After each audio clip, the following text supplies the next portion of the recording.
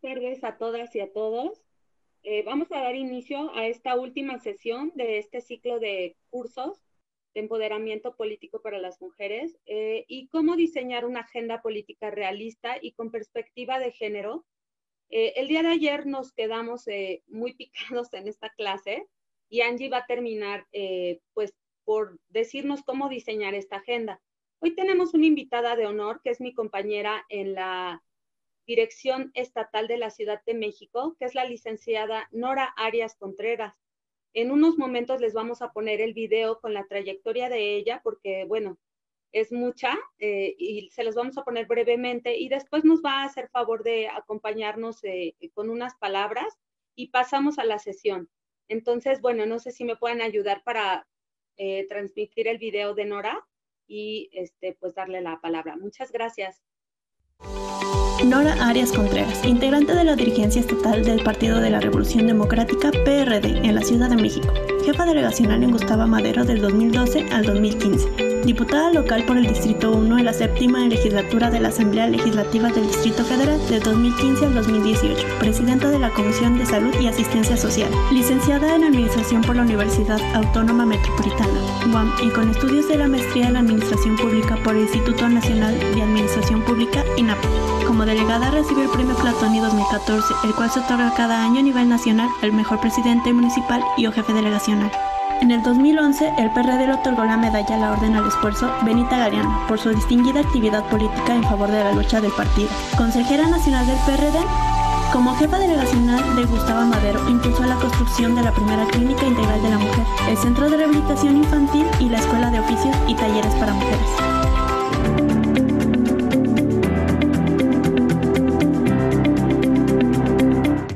Pues es un gusto presentarles a mi compañera de esta dirección y para mí es un honor presentarla porque conmigo ha sido una mujer que siempre me ha ayudado, siempre me ha dado su apoyo y aparte es muy generosa conmigo en toda su trayectoria, la comparte y bueno, yo le estoy muy agradecida y es una mujer muy inteligente, muy simpática y sobre todo con una trayectoria que, bueno, me encantaría que nos diera unas palabras y para iniciar esta última sesión. Adelante, Nora. Muchísimas gracias, muy buenas tardes a todas y a todos, veo que también ahí los compañeros que nos acompañan. Brenda, muchísimas gracias por este recibimiento y sobre todo comentar que en la dirección hemos hecho un trabajo muy bueno con Brenda, con otros compañeros, pero principalmente como mujeres. Yo creo que el reconocimiento y el conocimiento como mujeres hay que dárnoslas, compañeras, porque muchas veces existe eso, de que nosotras mismas nos vamos bloqueando. Yo creo que es importantísimo, insisto, el reconocer y conocer. Y por qué no también admirar. Eso es fundamental. Decíamos aquí, como dice el curso, empoderamiento y liderazgo político de las mujeres. Ustedes saben que es complicado el tema de la política, además de que otros temas o otras profesiones, creo que es uno de los más complicados la política porque finalmente es de mucho de hombres. Pero en nuestro partido hemos tenido esta apertura y este apoyo. ¿Yo qué les recomendaría o qué les pudiera yo aconsejar?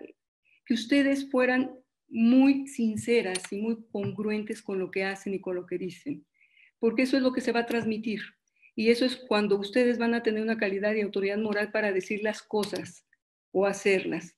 Porque si no somos congruentes, yo te puedo decir una cosa, pero no soy así. Entonces debemos de ser muy, muy, muy congruentes. Y respecto a las experiencias que hemos tenido, bueno, como decía ahí, fui jefa delegacional, en donde de esta congruencia, yo siempre he dicho que si apoyamos a las mujeres, si nos apoyamos entre nosotras, vamos a seguir creciendo. ¿Y cómo apoyamos a las mujeres? Pues yo construí la primer clínica integral para las mujeres. Me preocupaba y me ocupaba muchísimo que las mujeres no íbamos al médico, que preferíamos darle comer a nuestros hijos que ir a pagar un examen de mastografía de Papá Nicolau. ¿Qué nos correspondía a los gobiernos? Cuidar de las mujeres. cuidar de todas las mujeres porque a su vez tendrían que cuidar de sus familias o dedicarse a cuestiones profesionales. Eso es lo que les digo de congruencia. Otra de las cosas que realicé en estos grandes proyectos es una escuela de oficios y talleres para mujeres. Necesitábamos que las mujeres se prepararan, que a veces no tenían tiempo, pues bueno, mientras ellas iban a dejar a sus hijos a la escuela, era conveniente aprender un oficio o un taller de manera gratuita, en los mismos horarios de las escuelas de sus hijos.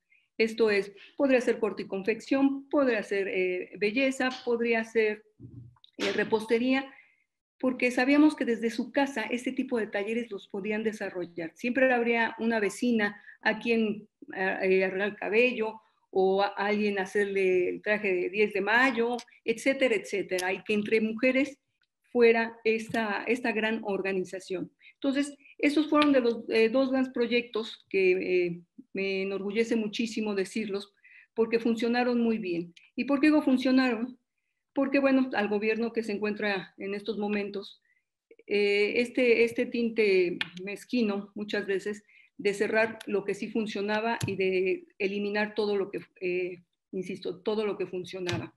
Por eso es importante estos cursos que Brenda, la felicito por este tipo de iniciativas, de estar en los cursos, de decir, aquí estamos todas, vamos a empoderar a las compañeras, vamos a aprender de todas, ¿no? Porque cada una de las experiencias que pueda tener cada una de ustedes, pues es aprender, pero sobre todo el hecho de decir, aquí estamos y vamos a seguir apoyando desde nuestro partido este tipo de iniciativas, de estar muy al pendiente, muy con ustedes, muy en el apoyo a todas las mujeres.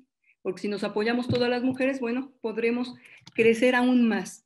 Entonces, agradezco yo la invitación a sobre todo a Brenda, a todo el equipo del PRD y por supuesto saludar a todas ustedes que están en este curso que hoy concluye una de las fases, porque tengo entendido que hay más cursos, pero bueno, felicitarlas porque están interesadas en aprender, en cómo ayudarnos, en cómo estar juntas y sobre todo este gran movimiento que tendremos que hacer las mujeres, de decir, aquí estamos, vamos a hacer muchísimo con el PRD. Hay que estar muy al pendiente de nuestro partido y de todo lo que vamos a estar implementando próximamente. Brenda ahí estará también con nosotros, siempre impulsando todo este tipo de iniciativas, siempre dispuesta, siempre en el hecho de querer estar con todas las compañeras, pero sobre todo también quiero mandar un saludo a Karen Quiroga, también una compañera líder, dirigente nacional. Entonces, mi saludo para ella, para todas ustedes, y de veras, enhorabuena, muchas felicidades a todas por este curso. Muchísimas gracias y muy buena tarde a todas y a todos, porque también hay caballeros. Gracias. Muchas gracias, Nora. Para nosotras ha sido una experiencia muy padre estos cursos, pero en lo personal para mí, la experiencia de compartir contigo esta situación en la cual estamos en la dirección ha sido un gran aprendizaje. Yo te agradezco mucho pues toda tu generosidad hacia mí. Y bueno, esperamos al ratito que nos acompañes a la clausura de este curso, de este ciclo de cursos. Y le cedo la palabra a Laura para que le demos la bienvenida a Angie Vieira. Gracias. Hola, buenas tardes a todos. Hoy yo voy a estar con ustedes. Y pues bueno, el tema que veremos hoy es cómo diseñar una agenda, diseñar una agenda política realista con perspectiva de género. Que el Partido de la Revolución Democrática de la Ciudad de México está llevando como parte del proceso de capacitación, promoción y desarrollo del liderazgo político de la ciudad. Como en cada sesión, tenemos unas reglas. La primera es que mantengamos nuestros dispositivos en modo silencio y las notificaciones apagadas, por favor. Las preguntas que tengamos las hacemos en el chat, o bien si la ponente nos da como un espacio para hacer estas preguntas y tenemos estas dudas, aclararlas y abrir el micrófono. Los micrófonos solamente serán activados para aquellas personas que quieran participar.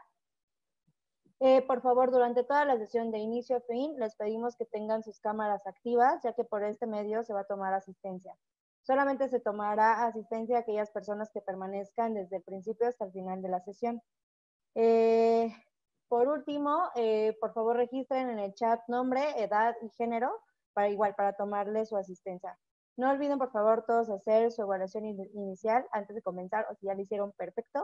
Y pues bueno, para este día seguimos con esta segunda sesión, con esta segunda parte, donde tenemos a Angie una vez más con nosotros. Ella, como ustedes saben, ha sido investigadora interdisciplinaria de las ciencias sociales y humanidades, especialistas en teoría de la democracia, estudios de género, derechos humanos y derecho electoral.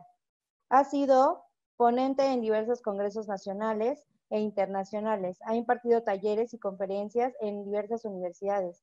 Pertenece a la Asociación Mexicana de Ciencia Política, a la Sociedad Mexicana de Estudios Electorales y a la Red de Politólogas.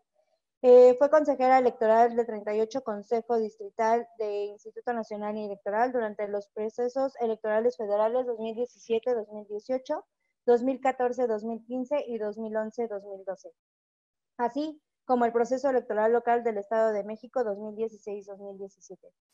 Bueno, pues sin más, damos la bienvenida a Angie. Angie, los dejo contigo. Muchas gracias, Laura. Buenas tardes. Voy a permitirme compartir la pantalla, por favor. Adelante, adelante. Gracias. Por favor, recuerden todos permanecer con sus cámaras encendidas. Y registrarse, aquellas personas que van entrando y no se han registrado, por favor, en el chat poner nombre completo, edad y género. Gracias, Laura.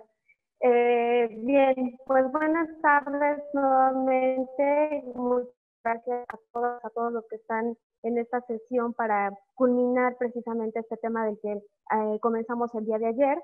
Estoy muy contenta por estar nuevamente aquí con ustedes y pues les agradezco también su interés y su participación en este taller. El día de ayer, nada más de manera muy rápida, recordemos nada más que habíamos visto justo la importancia de por qué nuestras políticas, nuestras agendas deben estar planteadas con una perspectiva de género, porque una perspectiva de género nos va a otorgar herramientas teóricas, pero también metodológicas para comprender la realidad desde otro punto de vista.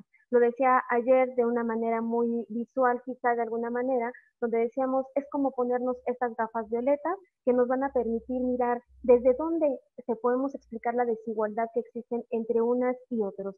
Hay muchos estudios desde la antropología, desde la ciencia política, en todas las áreas del conocimiento que ahora tratan de insertar precisamente esta perspectiva de género y por supuesto el quehacer político no puede ser la excepción. Decíamos también que justo integrar esta perspectiva nos va a permitir entender las causas de la desigualdad, pero también proponer alternativas adecuadas y realistas para tratar de solucionarlo. Y una de las cuestiones más importantes de las que abordamos el día de ayer era reconocer que si queremos verdaderamente atender problemas estructurales, no podemos prescindir de la interseccionalidad. Esto es, cuando tenemos que analizar el contexto en particular de donde queremos aplicar ciertas medidas, queremos transformar ciertas cosas, porque no va a ser lo mismo pensar en la Ciudad de México en el tema de la despenalización del aborto que pensar en las estrategias que se tendrán que llevar quizá en Guanajuato. Estamos hablando de estados que pertenecen a la misma federación, pero que tienen particularidades que van a hacer más o menos difíciles la garantía de los derechos humanos de las mujeres. En este sentido, el día de ayer también revisábamos justo que la perspectiva de género debe de ir prácticamente en un eje vertical, pero también transversal. Y poníamos el ejemplo de las candidaturas, donde ahora hablamos precisamente de esta paridad en todo, que no es nada más para el ámbito legislativo, sino que ahora tenemos que hablar de paridad precisamente en los tres poderes de la Unión, en los tres niveles de gobierno, y no solo eso, también en los organismos constitucionales autónomos, pero también en los sistemas de justicia. Queremos paridad en todo, cuantitativamente hablando, pero también hacemos alusión a esta representación sustantiva, que una vez que lleguen las mujeres, no nada más nos importe la cantidad, sino que nos importe la calidad del trabajo que se está realizando y que estas acciones, estas decisiones, lo que se termina legislando, tenga impactos benéficos para la vida de las mujeres. Hablábamos de esta visión de agenda y yo les decía que ustedes en su imaginario trataran de tener esta noción de lo que implica precisamente una agenda, ya sea física o ya sea en su celular de manera un tanto virtual. Y decíamos, para tenerlo en cuenta justo para el día de hoy, que vamos a ver un caso práctico y cómo interconecta muchas desigualdades, interconecta muchos temas, y por eso cuando que queremos proponer una agenda con perspectiva de género, no podemos pasar por alto las otras intersecciones que hay respecto a un tema en específico nada más.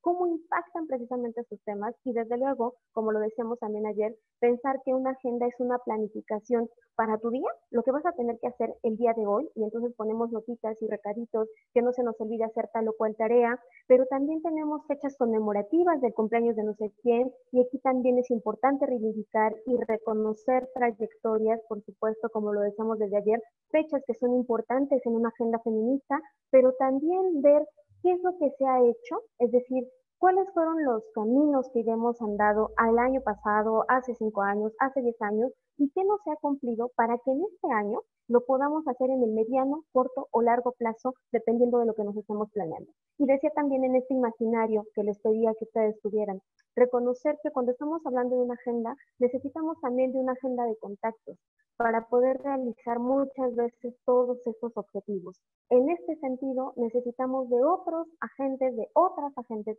que estén inmiscuidas, que creamos redes y, lo insisto nuevamente, el feminismo es un asunto que involucra a muchas personas. Es tejer redes todo el tiempo, desde las organizaciones civiles, desde las mujeres que están en la política, desde la parte de las colectivas feministas, desde la academia, en todos los ámbitos.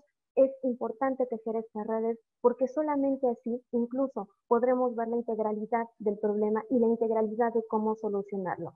En un contexto donde todo resulta increíblemente complejo, es imprescindible que nos hagamos precisamente de estos apoyos de diferentes maneras. Entonces, eso fue a grandes rasgos lo que revisábamos un poquito el día de ayer, y decíamos que el objetivo de proponer políticas con perspectiva de género también, pues era tratar de tener un impacto real en la vida de las personas, donde este sistema sexo-género que ha asignado lugares para unas y para otros, cada vez empieza a deconstruirse de una mejor manera, y que por supuesto rompamos estas barreras y entendamos que si queremos paridad, decía, no es nada más en términos sustantivos, sino que también esta se distribuya en el término de los hogares, en el término de los cuidados, para que entonces podamos estar rompiendo las barreras que han limitado este empoderamiento y este liderazgo de las mujeres.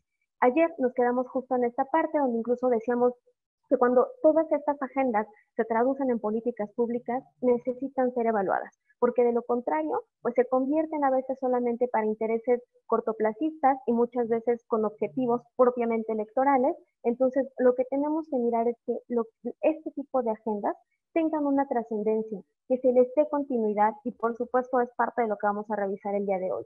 Antes de continuar con ello, era importante mencionarles justo que tenemos prácticamente una clasificación donde existen políticas que son ciegas al género, políticas que son específicas para mujeres y políticas que se traducen en estas que buscan la igualdad de oportunidades. ¿Cuál de estas es en las que ustedes están interesados? ¿Cuáles son los temas interesados? ¿Cuáles son los temas que están tratando de impulsar? Y aquí es importante hacer también una nota. O sea, lo vamos a ver ahora con el estudio de caso, pero es importante, y como siempre lo he dicho y lo insisto, reconocer la trayectoria, ver qué es lo que propusimos, por qué marcaron una diferencia en algún sentido determinadas fuerzas políticas impulsando ciertos temas, pero ya no se vale nada más quedarnos con ese discurso, sino mirar precisamente ahora qué es lo que tiene nuestra agenda, qué tanto estamos distanciados de ella o no, y sobre todo, más adelante voy a analizar precisamente con ustedes un poquito este asunto que hay entre el impacto electoral, entre la agenda con la que surgen ciertos partidos y cómo el tema electoral puede afectar incluso la misma credibilidad de la agenda de derechos con la que pudieron surgir en algún momento determinadas fuerzas políticas.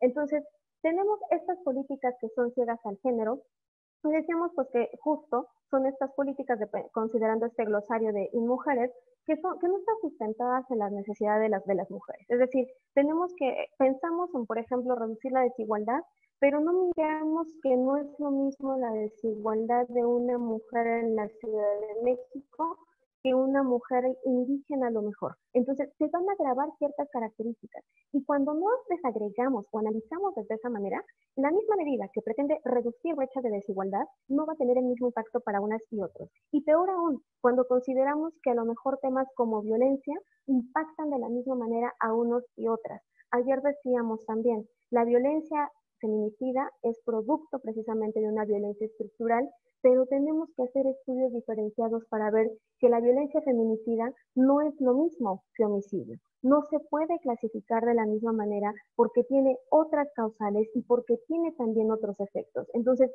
tenemos que evitar precisamente estas políticas que son ciegas al género y que tratan a la sociedad como si fuera precisamente una masa homogénea. Esto no es casual. Esta noción de entender al pueblo como masa, y ojo aquí también cuando cuando ustedes elaboran o lleguen a pensar en ciertas maneras de comunicarnos con las personas, cuando a veces tratamos precisamente e invocamos esta noción del pueblo, y paradójicamente, que esta noción que pretende ser muy integral, pues termina homogeneizando a las personas. Y al homogeneizar a las personas, hacemos creerles que todos necesitan exactamente las mismas cosas y que una medida va a ser benéfica en la misma medida para todas las personas. Eso es completamente falso. El pueblo mexicano, así como se utiliza precisamente mucho en el argot político, pues es un conjunto de personas plural, diverso y que es parte inherente de una comunidad democrática. Somos iguales jurídicamente, pero las diferencias que tenemos en cuanto a experiencias de vida marcan precisamente también las desigualdades en el acceso a los derechos. Hablamos en segunda instancia de políticas específicas para mujeres y estas políticas son ideales, por ejemplo, cuando tenemos que analizar temas de salud. Pero tenemos que tener mucho cuidado también cuando se impulsan este tipo de políticas, porque a veces el hecho de enfocar solamente a las mujeres y quitar del escenario, como lo habíamos planteado desde ayer, esta desigualdad que existe entre unas y otros y que corregirla beneficia la vida de las personas, de las mujeres, pero también de los hombres, de los países y del mundo entero, es el riesgo que se corre cuando no tenemos una mirada integral. Voy a poner un ejemplo que, parafraseando un poco lo que venía allí, pero que ha ocurrido en otros lugares, en su cuaderno de trabajo. Hay políticas donde en algún momento dijeron, pues bueno, vamos a impulsar esta parte económica de las mujeres, autonomía económica, y para que puedan acceder a ciertos créditos, pues van a tener que llevar nada más un comprobante de que son las propietarias de su casa, ¿no? Pues resultaba que en muchos contextos, pues las mujeres no tenían precisamente estas propiedades, ni de casa ni de terrenos, con las cuales pudieran avalar precisamente o poder acceder a este tipo de recursos. La consecuencia inmediata es que pensar que esta política iba a beneficiar a las mujeres sin hacer un análisis previo de cuántas mujeres son poseedoras de terrenos o son poseedoras de bienes materiales, pues terminó complicando esta política y lejos de ayudar, pues finalmente no se pudo acceder precisamente a estos recursos de la manera adecuada porque no hubo un análisis previo. Por eso ayer insistía también, esta forma de cómo entendemos los problemas y cómo los queremos resolver, los datos siempre nos van a ser de utilidad, pero necesitamos sin duda tratar de trabajar estos datos para no impulsar políticas que tengan un fin o que traten de tener un fin benéfico, pero que por el contrario terminen convirtiéndose en medidas que perpetúen y generen más desigualdad o, como lo decía, perpetúen estos estereotipos de género. Y finalmente tenemos estas políticas de igualdad de oportunidades que nos dice que propician un contexto social abierto a la existencia de una igualdad real que conlleva similares oportunidades para mujeres y para hombres. Esta es esencial porque justo esta la que está atravesada por esta perspectiva de género, la que nos dice es, sí, la igualdad entiéndase como este acceso a los derechos. Pero para que todas las personas podamos acceder a los derechos en las mismas condiciones de igualdad, tenemos que mirar nuestras diferencias. Y en función de nuestras diferencias, impulsar las medidas de equidad para que estas diferencias se desdibujen y todas, como lo decía ayer en el ámbito electoral por lo menos, estemos en un piso parejo para competir en igualdad de circunstancias por determinados puestos políticos. Les decía, no hay piso parejo cuando tenemos paridad electoral, pero no invierto lo mismo en las candidatas que en los candidatos. No hay piso parejo cuando obligo a la paridad, pero las ponía al final de las listas de representación proporcional. No hay piso parejo cuando lo que hago es prácticamente mandarlas a distritos perdedores donde mi partido nunca ha tenido la posibilidad de ganar y no va a tener posibilidades reales de triunfo. Estos candados son parte también de reformas que se han hecho, lo decía incluso en algún momento con el tema de violencia, a partir de las lamentables experiencias que como país hemos tenido. Si hoy hemos tenido que llegar a tipificar la violencia, ha sido resultado, y como les decía en algún momento, dense cuenta de todas las letras pequeñitas, de todas las cláusulas que hay al respecto, no es porque haya sido imaginación, es porque es consecuencia de un sinnúmero de violencias que han pasado muchas mujeres al tratar de entrar precisamente en este ámbito político. Ahora, en este sentido, hablábamos también, y ayer con Rosita hablábamos justo de la importancia de esta Agenda 2030 y de estos objetivos de desarrollo sostenible. Decíamos como esta parte de repaso histórico que en algún momento se pensaron en los objetivos del milenio, es decir, pensando en que en el año 2000 habríamos reducido considerablemente estas brechas, no sucedió así y ahora tenemos este nuevo margen, por decirlo de alguna manera, pero el punto es que también las brechas de desigualdad no son iguales en todos los contextos, es decir, cada uno de los países tendrá que tomar las medidas necesarias para reducir estas brechas, porque no es lo mismo, como lo decía, las demandas que hoy se tienen en México en situación de cómo vamos a procesarlas que lo que ocurre en Argentina. Y ponía nuevamente el ejemplo de la violencia. Aquí ya tenemos este delito tipificado a nivel regional, pero habrán otros países en esa región que estén dando esa batalla precisamente en este paso de tratar de reducir o de tipificar, perdón, esta violencia y por supuesto de erradicarla. Tenemos entonces en total 17 objetivos y aquí nada más los pongo, digamos, como de manera general, cada uno tiene estrategias como directrices que los países pueden tomar en cuenta, pero lo que quiero también es que ustedes piensen cada una de ellas en temas de género. Por ejemplo, en la primera, ¿la pobreza es igual para unos y para otros? En términos de la cuestión del hambre y la seguridad alimentaria, estudios que se han hecho desde el ámbito de la nutrición, pues han demostrado incluso que en determinados momentos de la historia, en determinadas regiones, por supuesto, las mujeres y las niñas son las que padecen más hambre o las que padecen incluso desnutrición, en términos correctos, padecen desnutrición. ¿Por qué? Porque están en ciertas comunidades donde el trabajo físico, el trabajo fuerte, sigue siendo un trabajo que recae en los hombres y en los niños.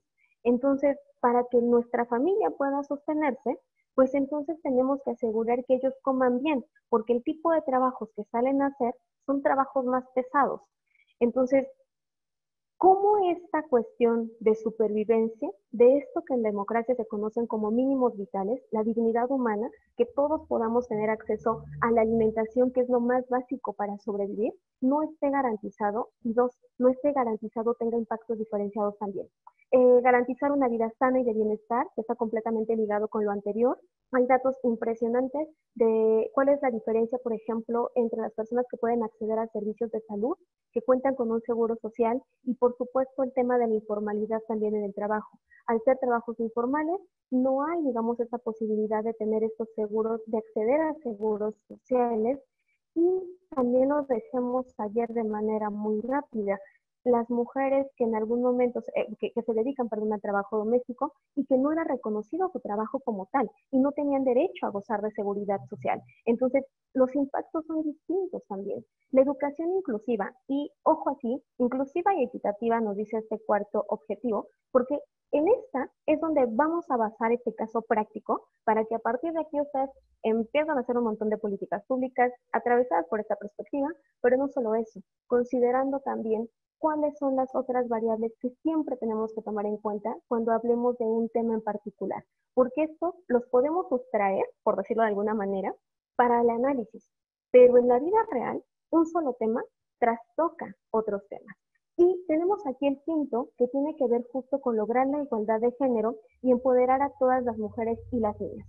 Este quinto es, digamos, súper importante por el tema que estamos abordando el día de hoy, pero no solamente por ello, sino porque, como podemos ver, el resto de los objetivos tiene una relevancia importante con este objetivo y porque, como lo decíamos, todos de alguna manera se encuentran entrecruzados en tratar de reducir las desigualdades. Tenemos aquí esta parte de garantizar el acceso al agua. Piensen igual cómo afecta incluso en determinados lugares poder acceder o no a este recurso. En este momento, en este país, tenemos, digo, a nivel mundial, por supuesto, porque se trató de una pandemia, pero hablemos tan solo en este país. O sea, el acceso al agua no está garantizado para todas las personas. Y si se supone que una forma precisamente era incrementando esa parte de la limpieza, de poder lavar las manos, etcétera, dense cuenta cómo aquí se vulnera también la vida de las personas al no poder acceder a este recurso vital que es prácticamente necesario para poder subsistir. Tenemos también cuestiones que tienen que ver con la energía, con un desarrollo sostenible en términos precisamente de crecimiento económico también. Nuevamente, esta pandemia ha puesto de relieve las desigualdades que hay, no nada más al interior de los hogares para desarrollar, pero también en el sentido de cómo se vieron afectadas en términos económicos, la vida de mujeres y hombres en este sentido. Entonces tenemos también estas infraestructuras resilientes, que es precisamente otra vez insertarnos en el trabajo. Y aquí vale la pena hacer un paréntesis. Cuando hablábamos ayer de las políticas públicas, por supuesto, cuando aparece en mujeres y se trata de desagregar prácticamente en cada uno de los estados, ocurrió algo que ha sido objeto de análisis, porque se trataron de replicar en estos lugares prácticas o se trató de fomentar ciertos trabajos que otra vez estaban completamente asociadas al género.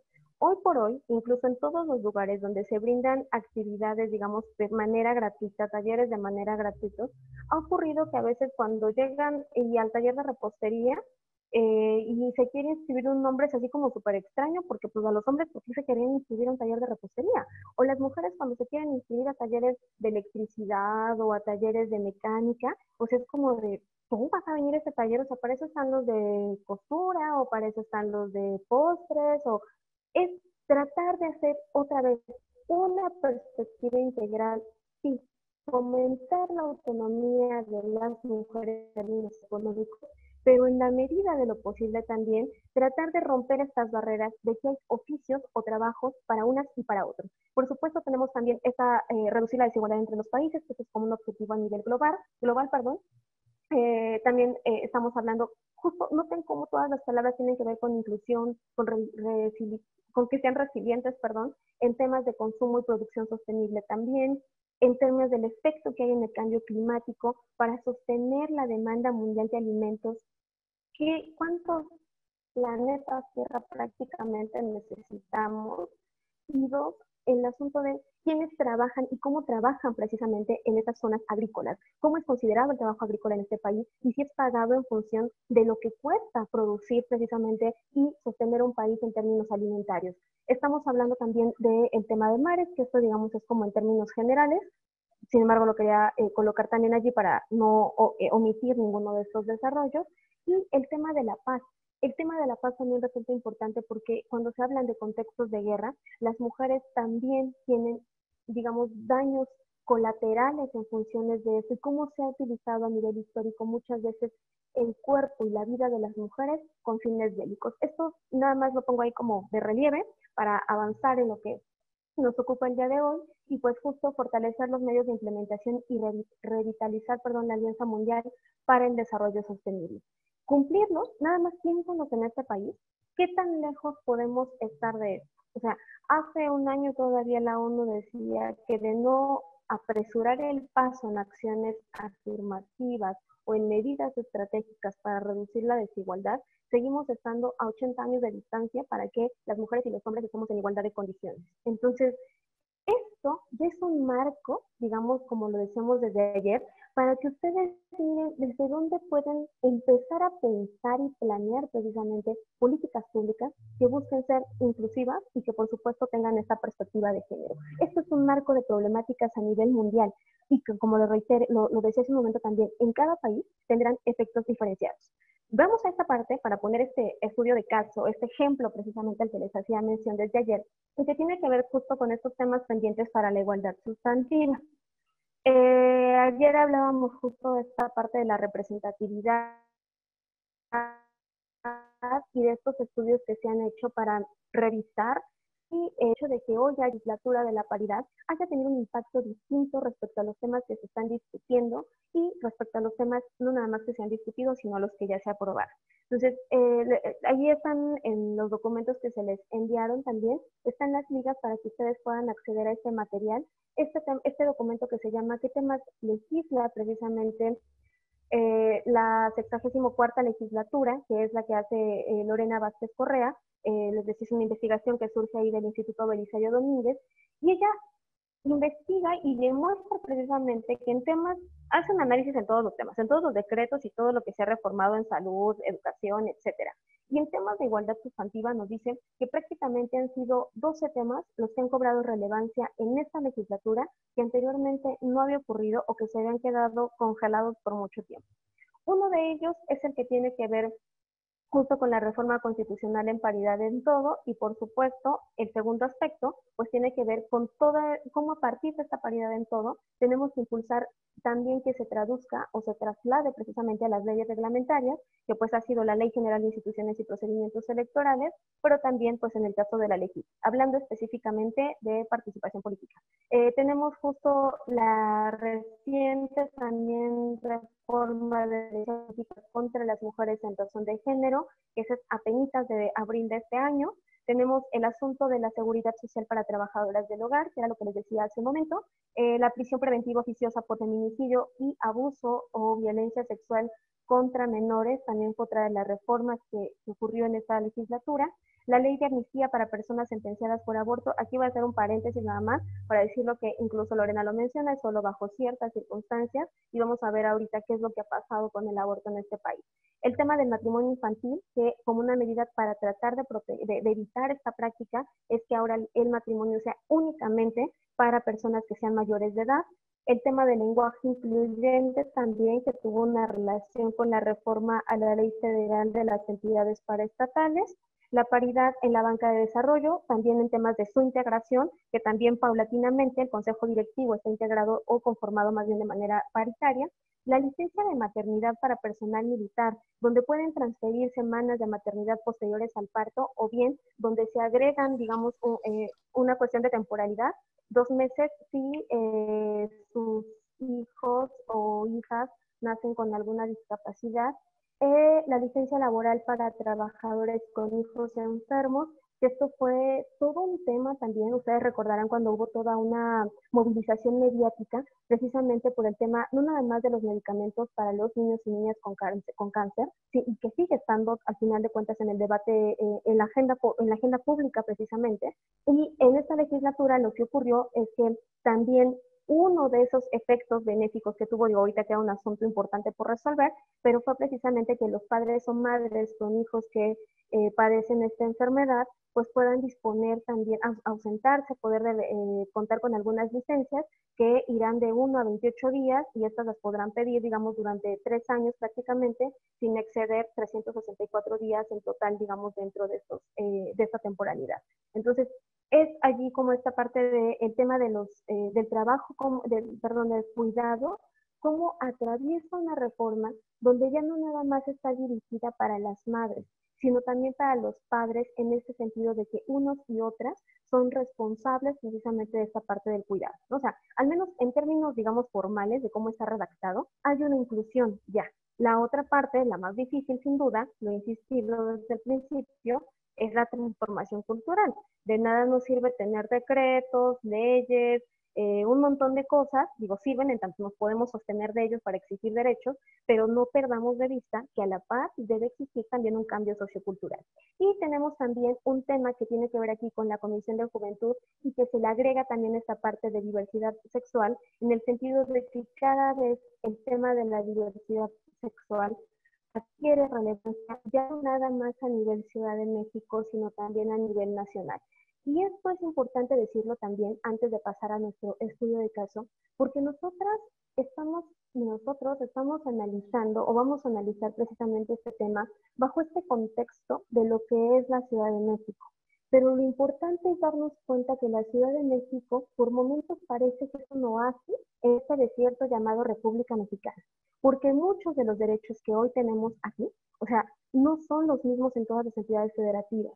Entendemos lo que implica el Pacto Federal, entendemos lo que implica precisamente este tema civil que es inherente a cada entidad federativa, pero que sirva también para que desde ahorita estemos reflexionando y miremos que no nada más se trata de centralizar el asunto, o sea, de vernos nada más entre nosotros, sino ver cómo en temas de, digamos, de partidos políticos, qué es lo que está haciendo esta agenda, cómo se está traduciendo esta agenda a toda la República, ¿vale? Entonces, aquí pongo algunos temas, esto nada más como para una idea del trabajo impresionante que como mujeres en la política, hombres en la política y en las diversas instituciones en las que he mencionado, tenemos mucho trabajo todavía por hacer. O sea, y desde donde pueden encontrar un montón de propuestas de campaña, por supuesto, que estén basadas desde estudios, digamos, complejos y que sean realistas, como lo he dicho desde el principio, pero sobre todo que miren la complejidad de los problemas. Hablamos de la licencia de maternidad y paternidad y voy haciendo así como nada más un cruce con los temas que tienen que ver con los estereotipos de género. Las licencias de maternidad y paternidad están ligadas completamente a cómo asumimos y entendemos el cuidado de las y los hijos. Educación sexual, aquí hay muchos temas que se desprenden y creo que por eso fue el que elegí como para ponerlo como estudio de caso, que justo es donde vemos lo que ocurrió en Nuevo León hace poco, con esto del fin parental, de que pues, la educación solamente, bueno, no me adelanto, ahorita lo vemos, la despenalización del aborto, el embarazo adolescente, México sigue siendo uno de los países que tiene los indicadores más altos de embarazo adolescente, temas de identidad de género, la identidad de las personas trans, los crímenes de... sí, adelante, Laura.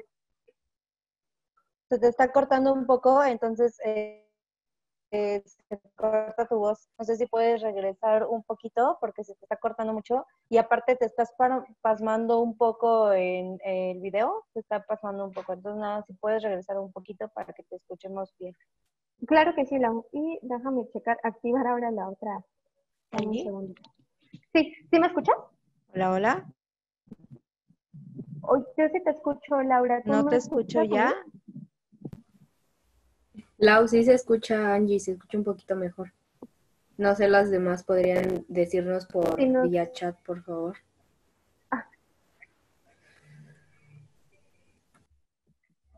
Aquí estás, escúchame. Ok, va. ¿Sí? Escucho bien. Sí, gracias. Sí. Ay, muchas gracias por confirmar. Sí, y ustedes me detienen, ¿eh? Si se vuelve a cortar la comunicación, espero que ya quede resuelto, pero si algo sucede, igual me vuelves a interrumpir, Lau, o Sin, por favor, o cualquier persona, para que... Sí, no te preocupes. No pase. Regreso, entonces, nada más decía, estos temas pendientes que son parte precisamente de las agendas que tenemos que construir desde los diversos ámbitos en los que nos encontremos, ¿vale? La parte de las licencias, decíamos, el tema de la educación sexual que atraviesa muchos temas. Voy a poner algunos sobre la mesa, el tema del fin parental, la despenalización, el embarazo adolescente, que es una problemática que tenemos en este momento en este país, la identidad de género, la identidad de las personas trans, la consecuencia que hay respecto a los crímenes de odio también, el matrimonio igualitario, las violencias contra las mujeres y donde la más grave, lo decía desde ayer, es sin duda la violencia feminicida. Estamos en un estado feminicida donde al día están asesinando a 10 mujeres. Entonces, este dato no es en absoluto menor y se tienen que estar haciendo cosas al respecto. Las mujeres con discapacidad, las mujeres en la cárcel también, la brecha salarial, las comunidades afromexicanas, trabajadoras sexuales, personas migrantes y por supuesto el tema del que vamos a tener que estar hablando desde ya es justo los efectos que ha tenido precisamente esta pandemia en términos de economía, en términos de vida de las mujeres, no nada más económicos, sino también en términos de violencia. Entonces, el que vamos a abordar va a ser precisamente el que tiene que ver con la parte de la sexualidad. Antes de empezar con este tema, me gustaría saber si alguien tiene alguna duda, algún comentario que quiera hacer. Lau, por favor, ya sea en el chat o si alguien quisiera tomar la palabra, también con gusto. Ok. ¿Alguien que tenga alguna duda, alguna pregunta sobre el tema, sobre lo que llevamos del tema, que quiera participar, que levante su manita o escríbanos en el chat? ¿Alguien por ahí? No, me parece que no hay. Yo estoy como usando las cámaras y hasta ahorita nadie ha levantado su manita. Ah, por aquí tenemos a alguien ya. Tania Escobedo Ruiz. Sí, hola, muy buenas tardes a todos y todas. Hola, Tania. Se habla mucho de estos avances que sí son notoriamente buenos en las legislaciones, pero una de las críticas que se hace desde el feminismo y que yo creo que es mucho, a partir de lo cual se ha dado pues esta visibilización de las mujeres, en que hay como una desarmonización entre la parte legislativa y en la parte de los colectivos. Se habla de que se incorpora en las instituciones un feminismo corporativo y que de alguna manera deja pues fuera la realidad, digamos, más importante de estas mujeres. Simple y sencillamente, por ejemplo, sí nos habla de un castigo, el aumento de la pena en los feminicidios, pero realmente, por ejemplo, esas legislaciones se están votando y se está dando un sentido sin tomar en cuenta, por ejemplo, a las madres de las víctimas, ¿no? Que hoy en día tenemos un plantón afuera y solamente se ha tenido una sesión con la secretaria de Gobernación. Entonces, creo que me gustaría saber tu perspectiva de cómo se puede armonizar para darle una mayor representación sustantiva a partir de este conjunto. Realmente las leyes que se están haciendo, repito, sí son importantes, pero sin la visión desde quien lo vive, creo que todavía se siguen quedando un poco cortas. Y con la respuesta que se ha dado al Estado a diversos problemas, creo que solamente hacen que esa brecha sea mayor. Muchas gracias. Perdón. ¿Hay alguna otra, Lau? Por aquí, Columbo en el chat nos pregunta, ¿qué es el PIN parental? Gracias.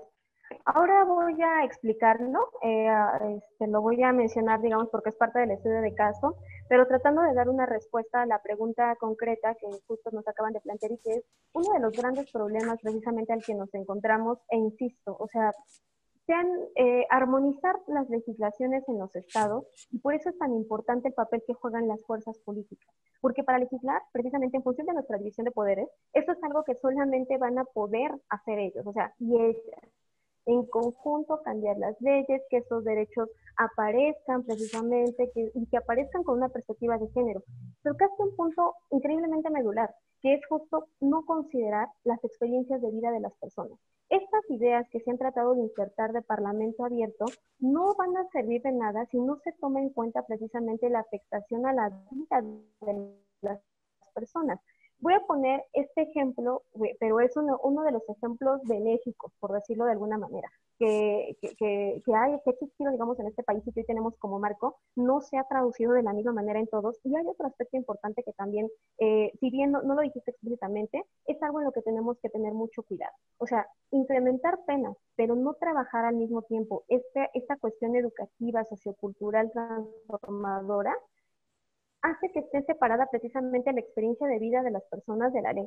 Es más, lo decíamos incluso en algún otro momento, es tan lamentable que a veces las personas no pueden ni siquiera acceder a la justicia. O sea, ayer lo decíamos un poquito, el acceso a la justicia aparentemente es para todas y todos, pero no todas las personas pueden costear abogados. Entonces, estas cuestiones de desigualdad, y regreso, ¿no?, un poquito a esta parte teórica, mientras no estén resueltos los mínimos vitales de las personas, las condiciones mínimas para vivir, los derechos sociales más básicos, poder ejercer o exigir la defensa de otros derechos vuelve el terreno más complicado. Entonces, hay un trabajo impresionante que se tiene que hacer y que están haciendo. Cuando llegue la parte final, voy a poner algunos ejemplos de estas buenas prácticas, porque lo decía en otro momento. Cuando vino la marcha, todos y todas estábamos eufóricas por las grandes movilizaciones que hubo a nivel nacional, y de repente pues llegó esta pandemia y pareciera que el tema del movimiento feminista como que se paró. Es más, hubo voces que explícitamente dijeron que pues a ver qué íbamos a hacer ahorita porque estábamos en pandemia.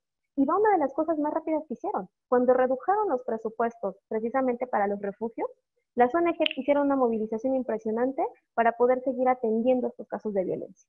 Entonces, hay una respuesta de la sociedad que cada vez es más vigilante precisamente estas prácticas, de que se cumplan los derechos o que cuando no se accione el trabajo del Estado, se le exija, pero ya no es. Y esto que dices es muy, muy importante, porque ya no se trata nada más de quejarme, pero me quejo desde la comodidad de mi asiento cuando yo no padezco todo esto, sino te voy a exigir, Estado, que cumplas con esto, pero voy a tratar de hacer también, en la medida de mis posibilidades y en mis dimensiones, algo para que esto se pueda o detener o cambiar. Y eso es algo que ha hecho ahorita, o sea, las colectivas feministas en este momento, en este país de la pandemia, han hecho mucho más que a veces las mismas fuerzas políticas. O sea, nada más como para dimensionar qué tan grave está el problema, ¿no? Entonces, ahorita voy a abordar ese asunto, pero sí, sin duda, desde mi perspectiva decía, es preocupante pensar solamente en incrementar penas y no en incrementar una cultura precisamente de la igualdad y de la igualdad sustantiva. Y es preocupante también acciones que se están tomando en términos jurídicos, que son un avance importante, pero que no se están traduciendo ni para todas las personas de la misma manera, porque muchas veces son pensadas en este sentido, ¿no? El ejemplo que quería ponerles era justo lo que pasó con el tema de la violencia política en razón de género, que ha sido una cuestión exitosa, porque se ha pensado no nada más en la víctima, sino el daño precisamente que ocasiona hacia las personas que la rodean también. Esto tendríamos que haberlo aprendido desde las décadas de los 90 con la sentencia del campo algodonero, donde cuando estás hablando de que asesinan a una mujer, no se trata nada más de la vida de la mujer, se trata de posibilidades de hijos o hijos a los que les quitaste la madre, se trata de familias enteras que fracturaste, se trata de cuestiones laborales que quedaron también allí. Y esto, el Estado mexicano pareciera que estamos muy, muy distantes de lo que dictaminó la sentencia del campo algodonero y de lo que se ha hecho al respecto, ¿no? Y lo decíamos también, lo decía un poquito ayer también, es tan grave que muchas veces los derechos de las mujeres entran en el juego político y entonces cuando entran en el juego político, las prioridades son otras. No es atender la desigualdad. Por eso también muchas de estas modificaciones han quedado a medio o incluso, decirlo con todas sus letras, ni siquiera han tenido perspectiva de género. Y a veces me quejo como oposición solamente para golpetear, pero no tengo propuestas tampoco reales, ¿no? O no estoy haciendo nada tampoco en ese sentido. Entonces, en todos estos factores también tenemos que ser muy cuidadosas, pero sobre todo muy objetivas también con lo que se está haciendo. Voy a poner ahorita algunos ejemplos, igual si quieres algún comentario adicional, no sé si tenga algún comentario adicional, Lau. A ver. Yo, Blanca. Aquí, Blanca. Ok, Blanca, por favor. Rápido. Bueno, sumado un poquito, he estado revisando y pensando un poco a lo que dijo ahorita la compañera y lo que comentas tú. Efectivamente, y ahorita lo tocaste muy bien, ¿no? O sea, si es violencia política, ya está legislado. ¿Por qué? Porque ellas están adentro y les interesa a ellas, porque están adentro, protegerse. Ayer lo dijiste claro. Nadie, aunque sean mujeres, no van a legislar al favor de nosotros, ¿no? Y lo único que ha ocurrido para pedir esto es que las colectivas marchen, que las feministas radicales, no por ser rompan y demás, no, sino porque radical es eso, quitar o arrancar la raíz, inciden, ¿no? Y yo creo que como nosotras, como mujeres, ¿no? Fuera de todo este contexto de la política, lo estamos viendo aquí, podríamos hacer una agenda que incidiera, o sea, que sí fuera escuchada, ¿no? Yo, por ejemplo, ahorita estoy en el Parlamento de Mujeres de la Ciudad de México, ¿no? Tuvimos la oportunidad de legislar leyes y hacer leyes, pero ya nos vamos, esas iniciativas se quedan ahí y esa agenda en la que estamos tratando de proteger a las mujeres, pues ya no sabemos si la va a seguir la Comisión de Género o no, nosotros ya nos retiramos, pero sí es alarmante que como mujeres, estando dentro del Parlamento o dentro de la política, no les interese defender a las mujeres que están afuera, o sea, no vean por ellas.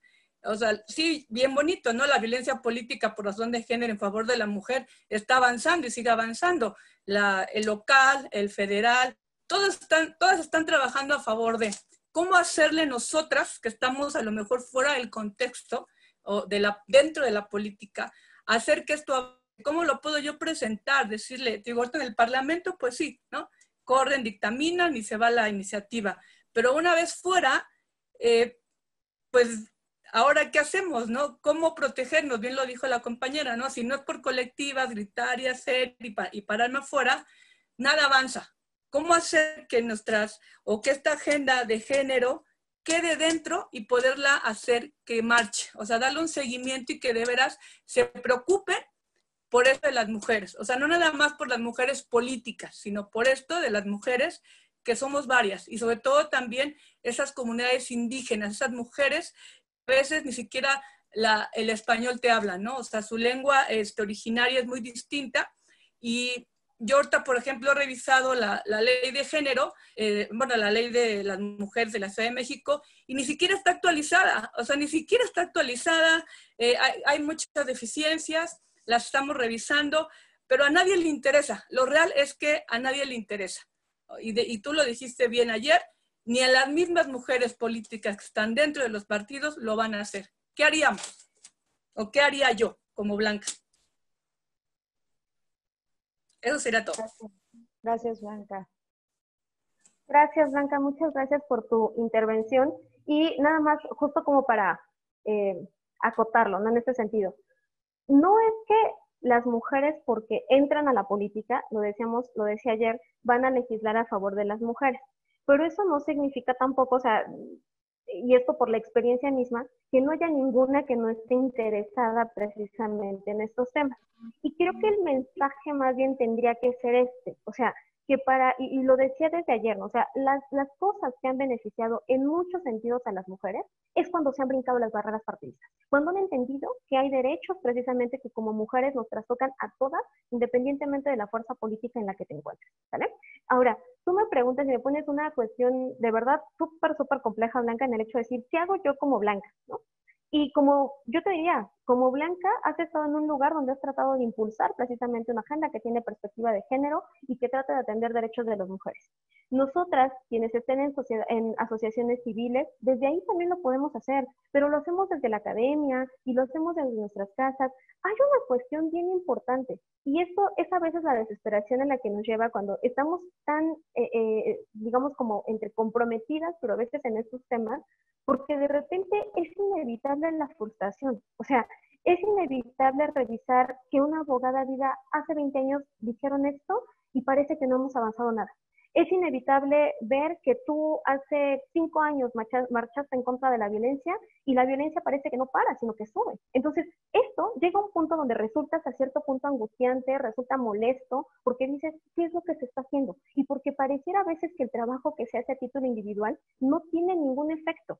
Yo, Blanca, o sea, y esto es algo que quiero decirles a todas las personas, los derechos, e insisto con esto, los derechos que hoy gozamos, ninguno de ellos fue precisamente producto de un día para otro, y todos han sido producto de las movilizaciones feministas que se han emprendido en este país, pero también a nivel mundial. Desde el derecho a estudiar, a votar, el derecho a poder disponer de un dinero, el derecho, o sea, todos no han sido dádivas gubernamentales, pero digamos, procedimientos, por decirlo de alguna manera, para que estos se conviertan en derecho, para que estos estén ahí reflejados y para que sean defendidos. Es imprescindible el trabajo de las organizaciones civiles, así lo pongo en este papel, porque son las que están observando todo el tiempo los derechos, llevando las agendas precisamente, tratando de integrarlas precisamente en las agendas de las mismas mujeres políticas, de los hombres políticos también, para que esto se traduzca en leyes y para que una vez que estén traducidos en leyes, las personas que están encargadas de defender los derechos también lo hagan con perspectiva de género. Por eso decíamos, la perspectiva tiene que ser completamente integral en todos los órdenes de gobierno, en todos los espacios de nuestra vida. ¿Cuántas mujeres no están hoy dando una batalla al interior de sus escuelas para erradicar las prácticas de acoso y hostigamiento sexual? Eso, o sea, ha generado un montón de movilizaciones. Entonces, generalmente cuando a mí me dicen, es que, ¿qué es lo que hago yo? Y sobre todo cuando nos encontramos en estos momentos tan frustrantes, tan desesperantes y tan desesperanzadores en muchos momentos, es darnos cuenta incluso cómo estamos educándonos nosotras, cómo estamos incidiendo en la educación de otras personas, qué tanto reproducimos todos los días estereotipos de género. Como asociaciones civiles, darle esta vigilancia y ese seguimiento y evidenciarlo todo el tiempo. Hoy hablamos de ciberactivismo también. Eso hace 10 años era una práctica que no estaba. Pues hoy hay ciberactivistas que están haciendo una chamba impresionante también y que han hecho que gracias a ese trabajo se traduzcan en leyes concretas y específicas. El siguiente pasito, pues necesitamos también abogados y abogadas formadas con perspectiva de género. Dense cuenta cómo no es nada más un asunto que corresponda a una persona, no es un asunto que corresponda nada más a una legisladora o a un legislador o a las legisladoras por ser mujeres, ¿no? O sea, se trata de un asunto que es inherente a todas las personas y los hombres también, o sea, tenemos que incluirlos a los hombres en estos temas de masculinidades porque cuando no pasa tampoco por el tamiz de la reflexión, es todavía más complicado, porque pareciera que las mujeres avanzan exigiendo sus derechos, pero cuando no está esta otra parte avanzando a la par, se vuelve todavía más complicado. O sea, y obviamente, ya lo decíamos también ayer, efectos violentos, ¿sale? O sea, pero lo que quiero que se quede en el mensaje es que desde los ámbitos más mínimos podemos hacer muchas cosas para que las cosas cambien. Y que esto tiene secuencias si se quieren traducir en leyes, si se quieren traducir en verdaderos accesos a la justicia, y que no podemos bajar la guardia. O sea, ese es el mensaje más importante, porque si bajamos la guardia, nosotras no podríamos votar, ni siquiera podríamos ir a la escuela. Es más, no estaríamos reunidas en este momento porque se seguiría gastando este 3% en jergas, en desayunos, en copias, en no sé qué. O sea, dense cuenta cómo sí hemos tenido logros y avances en términos de derechos humanos y también es gracias a mujeres legisladoras y hombres legisladores que han estado también. Entonces, no hay que meterlos todos en el mismo cajón, pero sí analizar por quienes valdría la pena volver a votar, por ejemplo, ¿no? O sea, ¿qué agendas son con las que sí somos compatibles o no? Y ahora, como les decía ayer, que la reelección es parte también de nuestro sistema político electoral, pues creo que también desde ahí tendríamos que hacer evidentes, y ahorita voy con este ejemplo, de quiénes son las personas que están en contra de los derechos de las mujeres, independientemente de la cosa partidista a la que esté, ¿sale? Entonces, voy a avanzar un poquito aquí justo para tener en cuenta precisamente estos ejemplos de los que les estoy hablando y ver cómo se está traduciendo. Y gracias a las dos por sus preguntas, por supuesto, que enriquecen mucho cualquier otro comentario. Ahorita abrimos otro espacio, ¿vale? Teníamos justo la parte de las cuotas de paternidad y maternidad. Les pongo lo que está en este momento, que fue resultado precisamente de estos cambios, de insertar estos derechos en la Ley Federal del Trabajo. Y dense cuenta nada más cómo estos sesgos, cuando las agendas están sesgadas también, pueden tener efectos retroactivos, o por lo menos impedir que la igualdad se alcance en el menor tiempo posible. Hablamos aquí de otorgar permiso de paternidad de 5 días laborales con goce de sueldo a los hombres trabajadores por el nacimiento de sus hijos y de igual manera en el caso de la adopción de un infante. El cuerpo de las mujeres es el cuerpo que va a tener al hijo. Por supuesto que requiere más tiempo para el tema de la atención y del cuidado. Pero aquí la trampa, ¿cuál es? Que cuando aparece esto que tenemos que considerar, porque esto es una cuestión biológica propia de nuestras diferencias, y nuevamente, que nunca se malentienda que el acceso a la igualdad significa que somos iguales corporalmente y que necesitamos lo mismo. O sea, en temas de salud es bien básico y lógico. Nosotros necesitamos, a partir de cierta edad, estudios anuales de mama para ver que no tengamos cáncer de mama, considerando que esto es una de las causas también de muerte más graves que tenemos en este país. Los hombres tendrán que hacerse otro tipo de estudios que corresponden precisamente a su biología. Entonces, ¿pero cuál es la importancia? Pues que tanto unas y otras tengamos acceso precisamente a este bien básico que es la salud. Ahora, en el artículo 170, lo que nos dice es, disfrutarán del derecho de un descanso de 6 semanas anteriores y 6 posteriores al parto. Se podrán transferir hasta 4 días de las 6 semanas de descanso previas al parto para después del mismo. En caso de que los hijos hayan nacido con cualquier tipo de discapacidad o requieran atención médica hospitalaria, el descanso podrá ser de hasta 8 semanas posteriores al parto. Y luego, en el 170 bis, lo que tenemos es, en caso de adopción de un infante, disfrutarán de un descanso de 6 semanas con goce de sueldo posteriores al día que lo reciban. El de abajo es el de las mujeres, el de arriba es el de los hombres.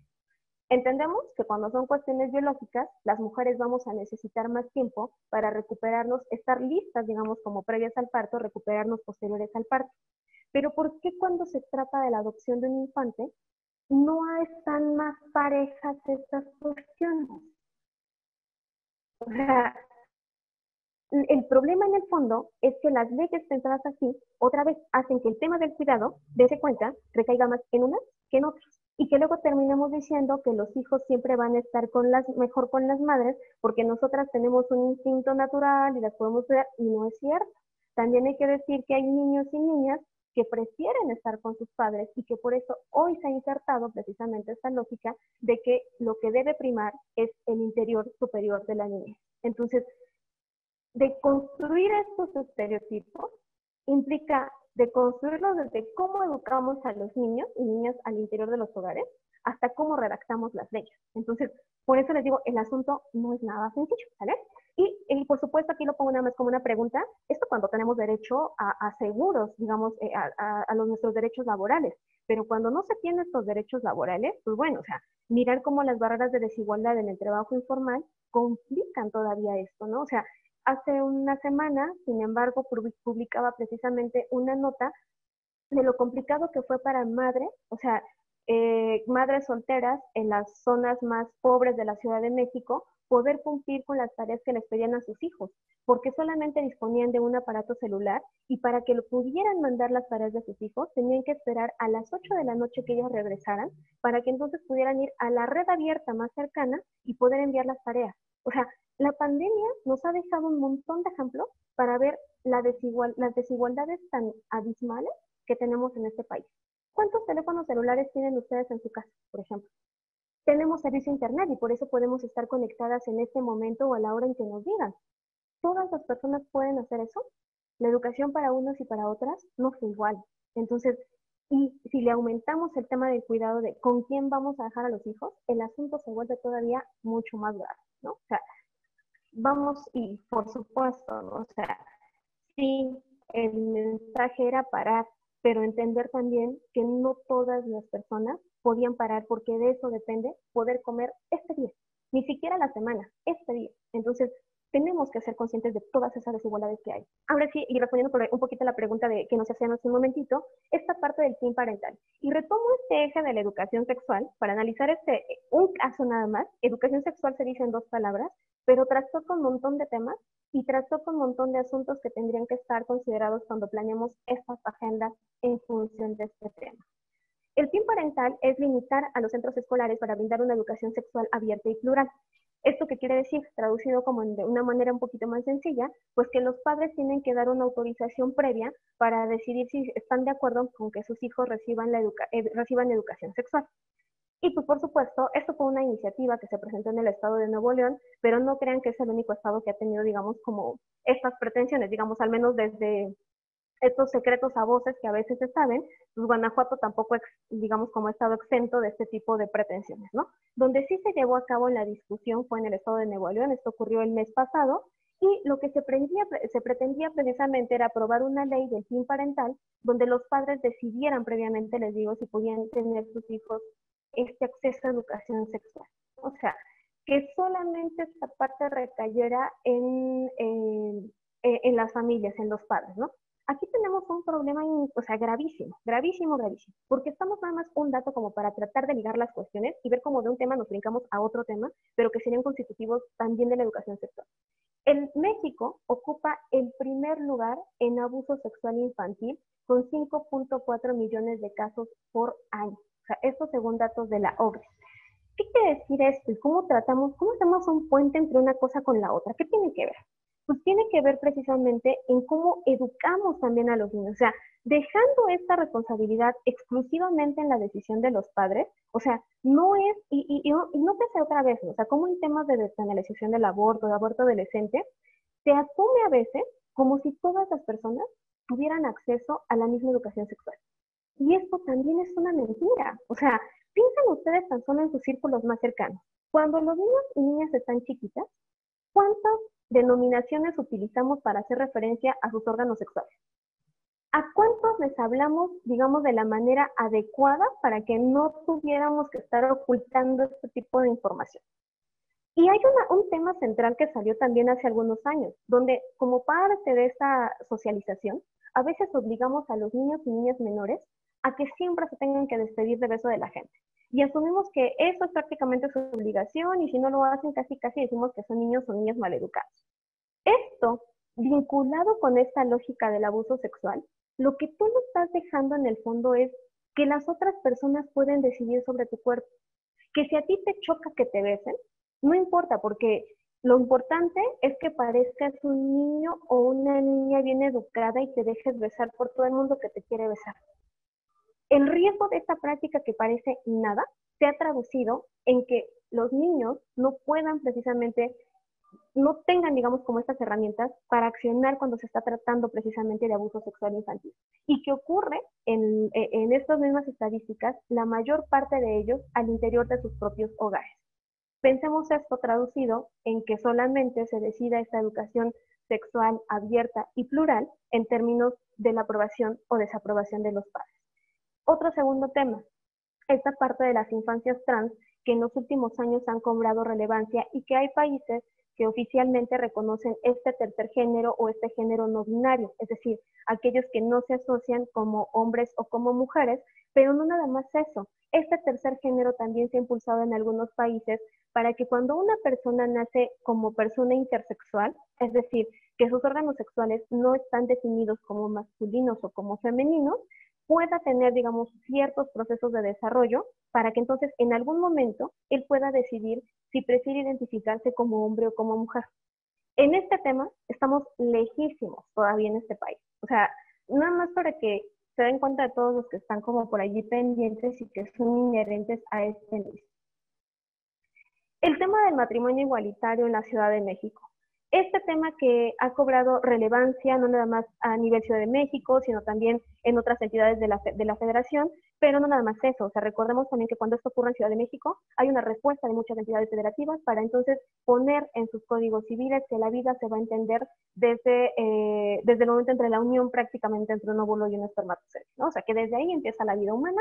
Entonces, cualquier momento, o sea, si ocurre en la semana 1, 2, 3 o hasta la 12 o en otras semanas, eso va a ser considerado como aborto. Entonces, y por supuesto, la lógica es que si es considerado de esta manera, pues iba a ser penalizado. Esta fue una respuesta en automático que se dio cuando se despenaliza el aborto en la Ciudad de México, ¿no? Pero antes de llegar a esta parte del aborto, con esta cuestión del matrimonio igualitario, también es un tema, como les decía, que están completamente ligados porque todos tienen que ver con la educación sexual. En el matrimonio igualitario hubo un cambio importantísimo en la Ciudad de México porque cambiaron esto de la unión de un hombre y una mujer por esta cuestión de la unión libre de dos personas. Y con dos personas entra toda esta pluralidad genérica como ustedes lo quieran mirar. Entonces, esto no nada más, y por supuesto, ahorita vamos a ver lo que ocurrió ahí al respecto, ¿no? O sea, los derechos a los que podían acceder si es que se les reconoce con esta figura de matrimonio o no. Entonces, en México, en la Ciudad de México, perdón, llevamos 10 años con esta modificación. El cambio de la identidad de género como un trámite administrativo, esto igual es bien importante, porque justo cuando estamos hablando de esta agenda de derechos, en la Ciudad de México y en otras entidades federativas, anteriormente se les pedía que para poder hacer este trámite, tenían que acreditar alguna intervención jurídica, que habían tomado alguna terapia o algún diagnóstico para que se les pudiera iniciar este procedimiento de cambio de género.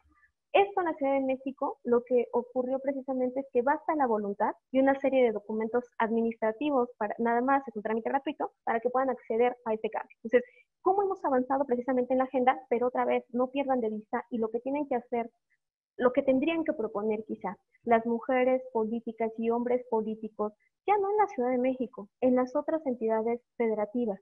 Entiendo que aquí es un diálogo abierto donde no nada más hay personas que pertenecen a un partido político, que pueden estar personas que pertenecen a otros, pero entender justo en esta pregunta que nos hacía Blanquita, pues decirles, hay una chamba muy grande que hacer en todas las otras entidades federativas, ¿no? O sea, aquí hay temas pendientes y qué es lo que está pasando y qué es lo que se está haciendo en este momento por ello.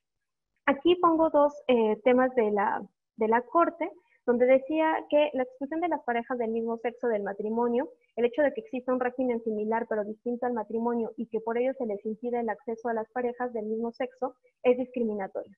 ¿Por qué? Porque en algún momento dijeron, ay bueno, ya, están molestando a estos colectivos, están molestando a estas asociaciones, les vamos a otorgar el derecho de la sociedad de convivencia. Y lo que la Corte termina resolviendo es, no, a ver, o sea, es matrimonio igual que para si fuera una pareja heterosexual. tienes que darle ese reconocimiento en cuestiones tecnológicas, pero por las implicaciones de derechos que tiene. O sea, esto ocurre también porque pues, cuando llegaban a solicitar seguros de asistencia social o algo por el estilo, pues resultaba que no se los daban porque decían, no, o sea, lo tuyo es una sociedad de convivencia, pues al ser sociedad de convivencia no tienes los mismos derechos que tendría una pareja que está integrada por esposo y esposa, ¿no? Entonces, esto llega hasta la Corte y tenemos el otro que decía allí el derecho a la vida familiar de las parejas del mismo sexo, donde ellas pueden decidir precisamente en función de tener, de someterse, digamos, a algunos tratamientos para poder tener hijos y, o en segunda instancia también, pues para decidir precisamente si quieren adoptar. Que la adopción también fuera un derecho para las parejas homoparentales. Entonces, esas son cuestiones que llegan hasta la Corte. Y tenemos este asunto también de los esfuerzos para corregir la orientación sexual e identidad de género, denominadas ECOSIG. Esto acaba de ocurrir este año también en la Ciudad de México, que fue precisamente penalizar las denominadas terapias de conversión. Allí les dejo la imagen para que ustedes después con calmita igual revisen, digamos, como todo lo que implica, pero que de manera, digamos, como en términos generales, son precisamente prácticas con de diferente tipo, sesiones psicológicas, psiquiátricas, religiosas, prácticas académicas, etcétera, que tienen la intención de cambiar la orientación sexual o la identidad de género de las personas. Esto no es casual, o sea, y esto tiene que ver precisamente con que la homosexualidad tiene 30 años que se quitó del catálogo de enfermedades sexuales, o sea, solo para poner un ejemplo. Y para ver precisamente estas terapias de conversión, lo que nos están diciendo es como si te tomaras una aspirina y pues ya no va a pasar nada, o sea, mañana te vas a sentir mejor y ya se te va a quitar esta idea de que pues, no te sientes hombre y te sientes mujer, o a la inversa. O sea, esto no es una enfermedad, estamos hablando de derechos, y en el sentido de derechos, esto es completamente contra los derechos humanos. Les decía, esto que fue como tipificado ya como delito en la Ciudad de México, pues se aprobó 49 votos a favor, 9 en contra, 5 abstenciones, y en México, esto ocurrió justo el 31 de julio de este año, y otra vez aquí es importante decir, hay que criticar las cosas cuando se hacen mal, muy mal, pero hay también que reconocer los derechos que se siguen avanzando en temas precisamente de esta separación de poderes, y decir que hay cosas por la misma presión social otra vez. No son dádivas gubernamentales, son parte de la lucha que han emprendido un montón de colectivos de la comunidad LGBTIQ+, para que esto hoy sea una realidad en la Ciudad de México. Entonces, sí tiene que pasar por esta parte legislativa, pero también hay que decirlo, si la parte ejecutiva lo rechazara, hoy no estaríamos hablando de eso. La presión social también juega un papel importantísimo para que estas agendas se lleven a cabo.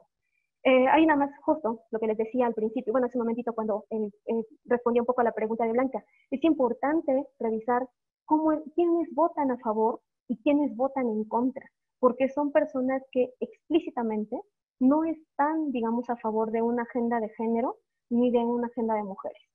Entonces, igual, les dejo ahí la imagen, pero pues bueno, o sea, hay partidos de los que no nos resultaría sorprendente, ¿no? Pero hay otros donde la crítica es importante hacerla. ¿Qué es lo que se está entendiendo hoy por la izquierda en este país? ¿Y cuál es el compromiso que se asume verdaderamente con estas agendas, ¿no? Y donde, como lo decíamos, en temas del aborto, pues importan más las percepciones personales, mis creencias, no sé qué, pero no estoy legislando en favor de la sociedad, ¿no? O sea, eso es otra cuestión que debemos tener muy en cuenta. Llega justo otro tema que tiene que ver con esto mismo que hablábamos al principio, pero ven como ahorita ya van como 5 temas que tendrían que integrar esta agenda que habla nada más y nada menos de esta parte de educación sexual, ¿no? Esto que ocurrió el año pasado, esto fue en septiembre del año pasado, pues justo les había comentado en algún momento, ¿no? Como desde el activismo, es algo que se ha hecho desde años, ¿no? El activismo feminista, donde en este monumento a la madre que dice, a la que nos amó antes de nacer, porque su maternidad fue voluntaria. Esto que está en morado fue una placa que después pusieron las feministas, porque cuántas veces no hemos escuchado expresiones como, ay, no sé cuál micrófono se te está abierto, ¿sí? No, digo, Lau. Dame un momentito, ahorita lo checo. Sigue. Muchas gracias, sí. Les decía, en muchos momentos hemos escuchado esta frase que para realizarnos como mujeres necesitamos necesariamente cumplir con esta parte de la maternidad. Y entonces se invisibiliza prácticamente otras formas de ser mujer. No hay una exclusiva forma de ser mujer y tu realización no tendría que pasar única y exclusivamente a través precisamente de la maternidad, ¿no? Entonces, les decía, estas prácticas han existido desde siempre en los movimientos feministas, es de que la maternidad sea elegida. Nuevamente, ¿las mujeres está mal? Por supuesto que no. No se trata de una crítica de eso, ya hay que quitarlo, porque no. O sea, se trata simple y sencillamente de que las mujeres que deseen ser madres lo hagan con toda la libertad y sin esa presión social de que ¿vale? Y tenemos precisamente esta parte, esta frase que se repite en todas estas marchas: libertad para decidir, aborto seguro para no morir. Y por supuesto, trastoca también el tema de la identidad, de la educación sexual. La desigualdad otra vez en el acceso a la salud. ¿Por qué hay que insistir en el tema de la desigualdad? Porque el aborto ha ocurrido en este país desde hace muchísimos años, pero no es lo mismo poderte ir a practicar un aborto al extranjero o irte un tiempo y pagar una clínica, digamos, privada, que hacerlo en lugares clandestinos. Entonces, ¿las mujeres van a seguir abortando en este país?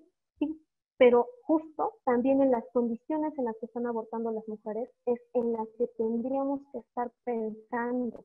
Y esto es algo que tenemos como deuda en 30 entidades federativas en este país. Nada más para poner el ejemplo de cómo andamos en este tema. Aquí, perdón, les coloco un documental que ustedes lo pueden buscar, está en Vimeo, que justo se llama Las Libres, el día después de, y donde entrevistan precisamente a una de las activistas más importantes que pertenece a esta red denominada Las Libres, que es Verónica Cruz, y rescato una parte nada más, una frase de una de las mujeres que fue sentenciada precisamente en Guanajuato. Todo esto está en el contexto de Guanajuato, donde dice, cuando ya la dejan en libertad, gracias a todo el trabajo que hizo esta colectiva, soy libre porque soy inocente y se hizo justicia, gracias a la Asociación de las Libres que lograron todo esto. Y es que es real. Estas mujeres no hubieran salido de la cárcel si no hubiera sido por esta movilización que presionó al gobernador, pero que también hizo y denunció las malas prácticas que tenía el sistema de justicia en el estado de Guanajuato. Entonces, otra vez, nada más para que se den cuenta cómo la parte del activismo social es sumamente importante para alcanzar los derechos de las mujeres. Aquí nada más recupero igual algunas cuestiones que tienen que ver con este caso específicamente de Guanajuato. Este es un artículo que se publica en Debate Feminista, donde lo que hace justo Verónica es sintetizar un poco lo que ocurrió precisamente, y ella nos dice que pues justo hace falta esta sensibilización a prestadores de servicios de salud y de justicia. Y aquí tocamos otro tema, el asunto de la violencia obstétrica, no nada más en temas de aborto, sino incluso cuando van a tener hijos. Yo les había dicho en algún momento, a veces a las mujeres, cuando están teniendo dolores de parto, no se les atiende. Y a veces se les ha dicho explícitamente que si eso lo disfrutaron en otro momento, que ahorita no tenían derecho a quejar.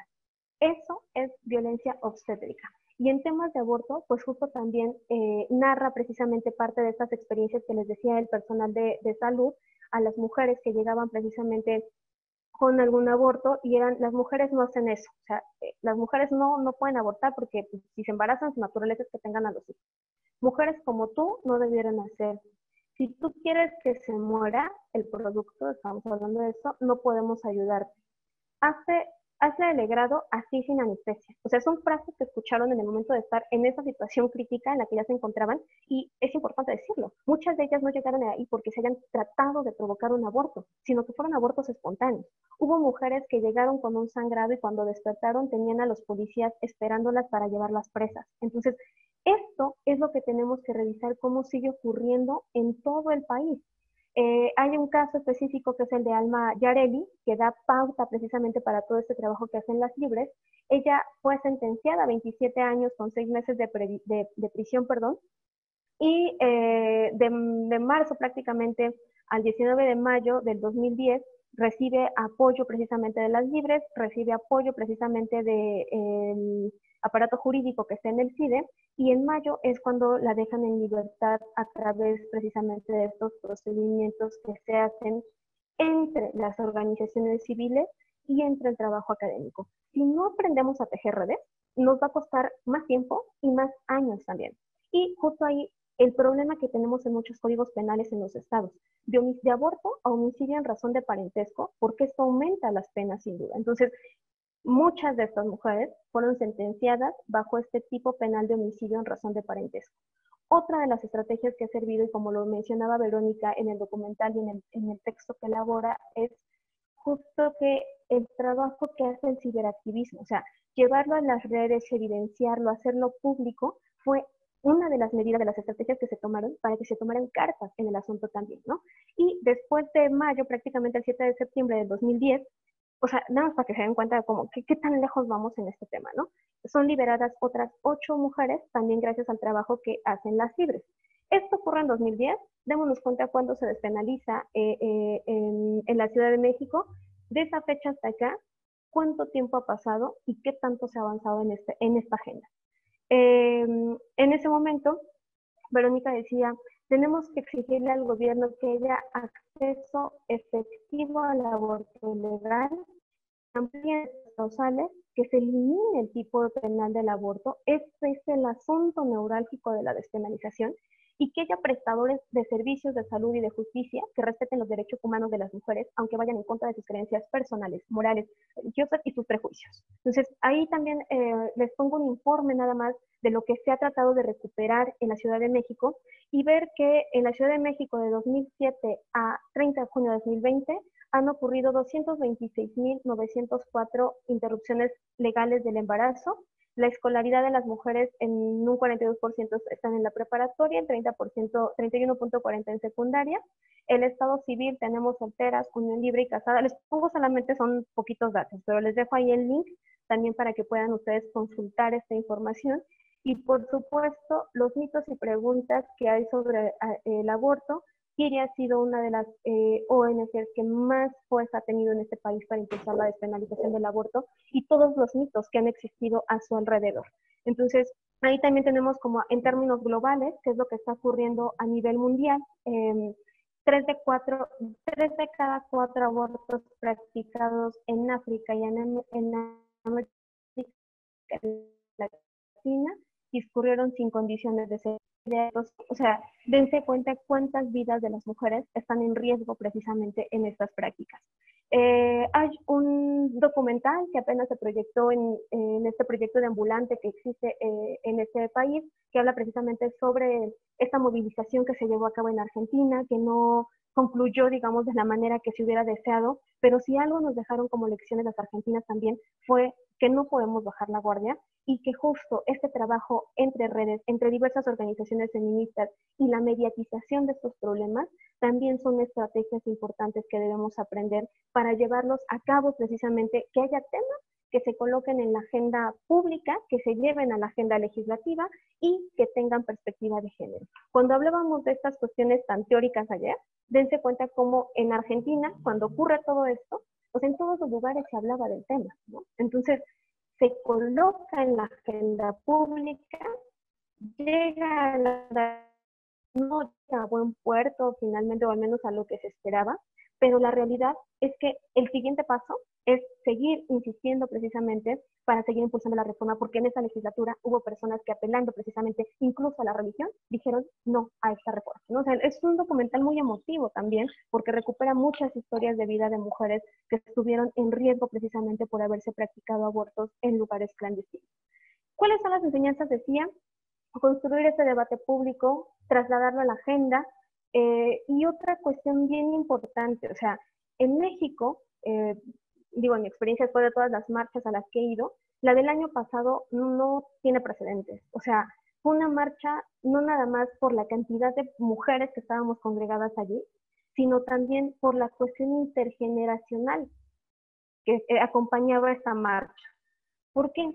Porque tuvimos mujeres de todas las edades, absolutamente de todas las edades, porque a todas nos trastoca también el tema de la violencia. Y poner este tema en México, en la agenda precisamente pública, para que llegue a las agendas legislativas, nada más pongamos de ejemplo lo que ocurrió en la Ciudad de México después de esta marcha. Entonces, sí, habría que ponernos a platicar con las colectivas y entonces sí activamos precisamente activar estas alertas de género que de otra manera, sin este trabajo atrás de movimiento social, no hubiera sido posible. Por supuesto, la parte de la voluntad política, y que esta voluntad política, como decíamos ayer, cuando son legisladores o legisladoras, legislan para todas las personas. Y lo que tendríamos que pensar allí precisamente es cómo en este tipo de temas las convicciones personales se ponen por encima de las demandas sociales. Les decía, en Argentina, pero no en Argentina no es el único caso, aquí hemos escuchado legisladoras que están en contra del aborto, y como les decíamos, o sea, no importa que, y aquí recomiendo un texto también de Antonio Lascano, donde él nos habla de sus 3 ensayos darwinistas. En uno de ellos menciona precisamente este debate de en torno a en qué momento podemos hablar de vida y en qué momento podemos hablar de vida humana, porque hasta para llevar estas agendas necesitamos, insisto, no nada más redes, sino también conocimientos de otras áreas del conocimiento. Por supuesto, el tema de la voluntad jurídica también es importante, porque a veces cuando no ocurre en el legislativo, pues la Suprema Corte de Justicia a veces, como lo vimos también la semana pasada, pues puede hacernos un trabajo que verdaderamente tenga un impacto benéfico en la vida de las mujeres.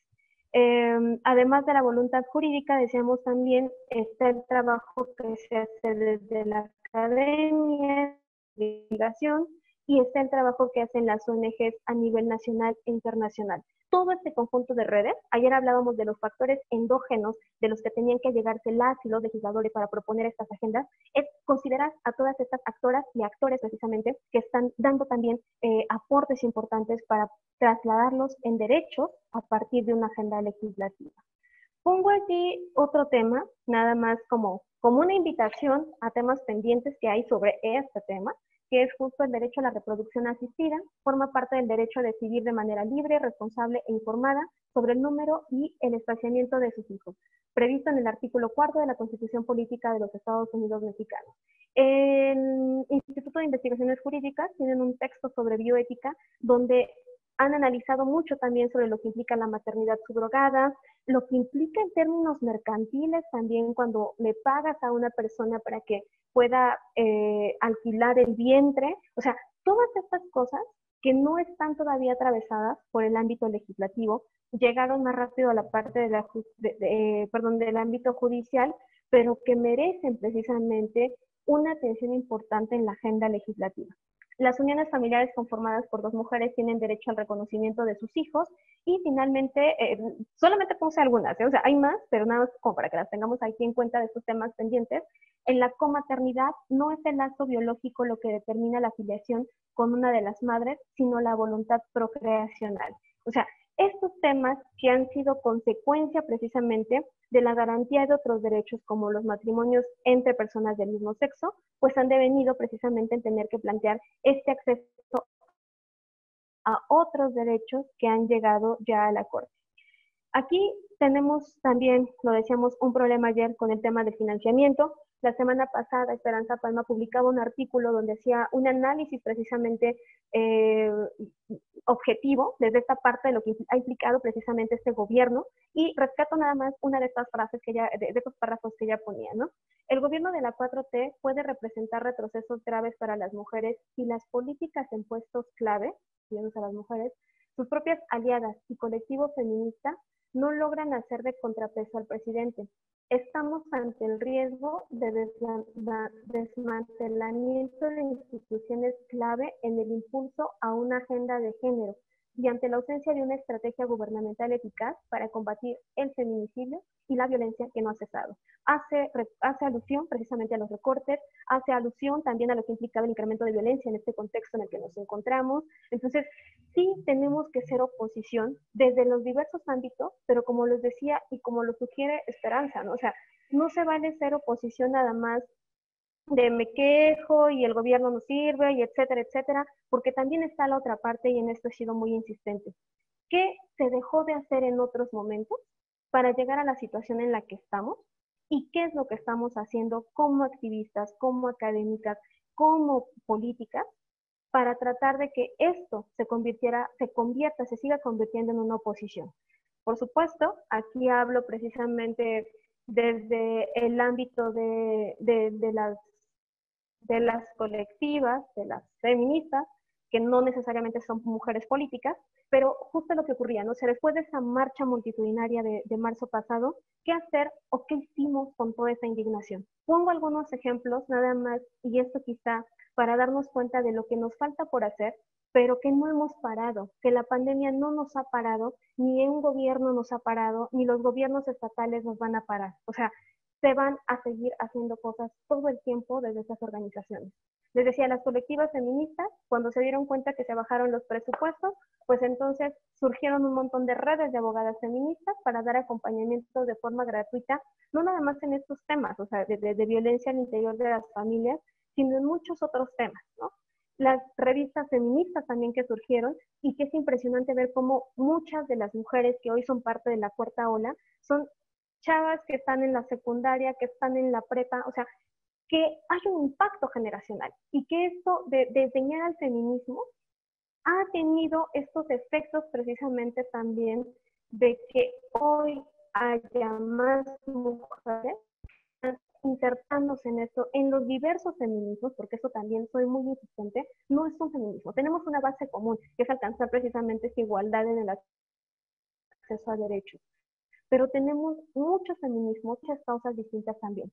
Estos también, ahora que no, bueno, que se va a regresar precisamente toda esta cuestión para volver a revisar esta despenalización del aborto desde la Suprema Corte que impacta en el estado de Veracruz, pues no es que no existieran, también se hicieron más visibles todas estas redes de acompañamiento para abortar. O sea, y hay estas organizaciones capacitan a mujeres para dar este acompañamiento. Entonces, hay un trabajo detrás de toda la sociedad, no nada más haciendo cosas, sino también diciéndole al gobierno, todo esto está sucediendo porque tú tampoco estás haciendo tu trabajo. Pero no lo estás haciendo tu gobierno federal, pero tampoco gobiernos estatales. Entonces, aquí nadie sale como ileso de esta responsabilidad, ¿no? Ileso de esta responsabilidad. Las redes de lectura y escritura, talleres, escuelas feministas, han surgido un montón de qué hacer, digamos, desde este lado. Con esto cierro, ¿sí? Igual por si, y Lau, por si hay alguna otra intervención, donde justo tenemos la parte de los derechos se garantizan, no se consultan. Y estamos hablando de todos los derechos humanos, pero en lo que nos toca hoy, que son los derechos de las mujeres, este es un tema también.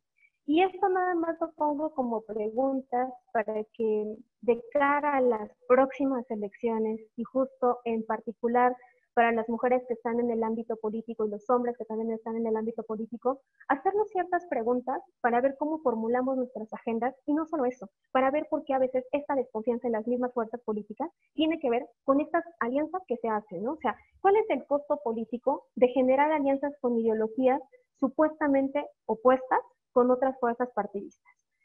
¿Qué temas son prioritarios? O sea, reducir las fuerzas políticas, porque en algún momento se ha escuchado todo el tiempo. Lo que nos importa es quitar a tal partido. Lo de las agendas con perspectiva de género es un asunto como secundario. Lo que nos importa es el tema del poder. No significa que se trate de romantizar a la política. O sea, la política es conflicto prácticamente por naturaleza, pero que no nos vengan a decir tampoco que hay un compromiso cuando evidentemente no hay, digamos, tal compromiso desde las diversas fuerzas políticas. ¿Cuántas? Y claro, o sea, aquí viene una pregunta incluso, ¿no? O sea, ¿cuántas mujeres van a ser candidatas a gobernadoras desde las diversas fuerzas políticas en el próximo proceso electoral? O sea, ya en la paridad en los legislativos, decir, pues es una obligación, ¿no? Pero en estos términos precisamente de estos puestos ejecutivos, allí también es donde podemos de repente medio utilizar este tamiz para mirar este compromiso o no. Y si las vamos a poner en lugares donde haya posibilidades reales de triunfo o no. Entonces, ya hay lineamientos, etcétera, pero pues, el punto es, ¿se van a llevar a cabo o no? Y eso habla también de esa coherencia de la que se ha insistido durante todos estos talleres para hablar precisamente de si hay un compromiso real o no con estas agendas. Y, sin duda, insistir en el tema de la interseccionalidad. Las demandas dependen del contexto y hay muchas agendas hacia una misma dirección. La misma dirección es garantizar los derechos humanos de las mujeres, porque aún nos faltan, como vimos con este ejemplo, nada más este estudio de caso que quise utilizar Faltan muchos derechos por materializar que trastocan solamente un asunto de la educación sexual. Los temas que les ponía hasta arriba les da para que hagan montones de agendas y sobre todo en temas precisamente de derechos humanos a partir de las diferencias de las mujeres. Entonces, con esto cierro. Lau, si hay alguna pregunta o algún comentario adicional. ¿Alguien por aquí? Hilda tiene levantadita su mano. Gracias. Gracias, buenas tardes. Yo sí estoy de acuerdo con muchas de las cosas que se han comentado, porque yo parto del principio de que los derechos humanos son una línea muy fina entre el deber hacer y otra cosa, ¿no? Y están basados en las garantías individuales de acuerdo a la Constitución Política de los Estados Unidos Mexicanos.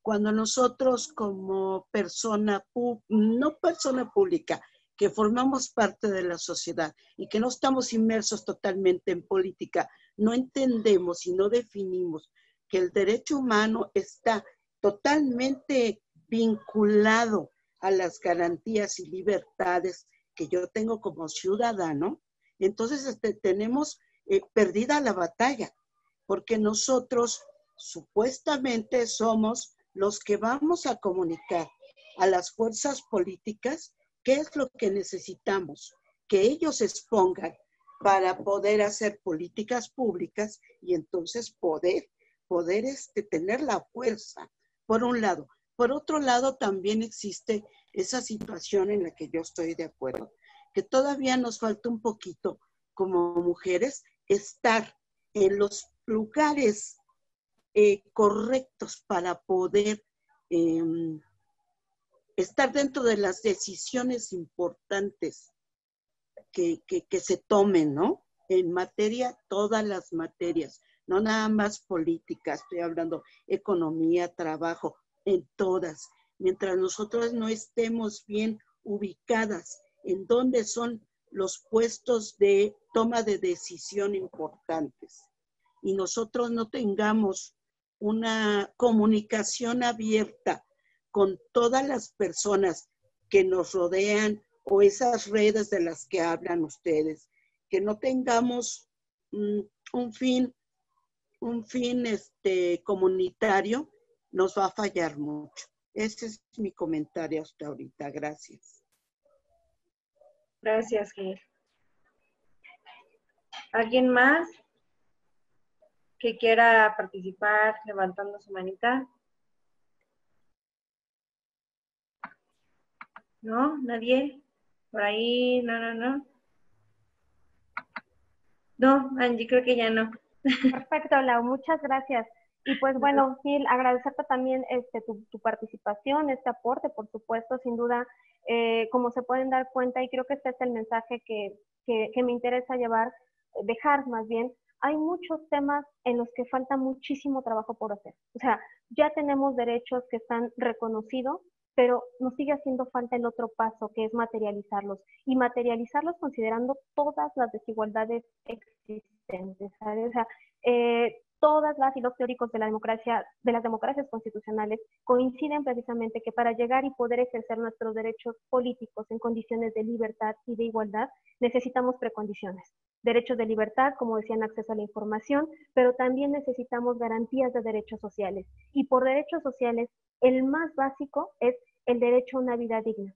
Preguntémonos qué es lo que implica precisamente una vida digna y cuáles son los derechos que podemos incluir ahí. Porque cuando estos no están garantizados, es bien complicado y muy difícil que podamos exigir y construir democracias no nada más inclusivas, sino más libres, sino también sustantivas. Y por supuesto, cuando esto no ocurre, corremos el riesgo que nuestro derecho más elemental, digamos en términos de piedra angular de la ciudadanía, que es el derecho a votar, se convierta en un derecho patrimonial, es decir, que haya personas dispuestas a comprarlo y otras a venderlo por el tema de las necesidades y no a poder ejercer una ciudadanía verdaderamente libre. Entonces, este es el mensaje. Con esto me despido. De verdad ha sido muy agradable escucharlas y por supuesto también tener estos intercambios durante estas 3 sesiones que tuvimos. Estoy muy agradecida por las personas que nos hicieron el honor de invitarnos, por supuesto, a Lau, a Sin también, que siempre estuvieron ahí atrás de todo el equipo técnico,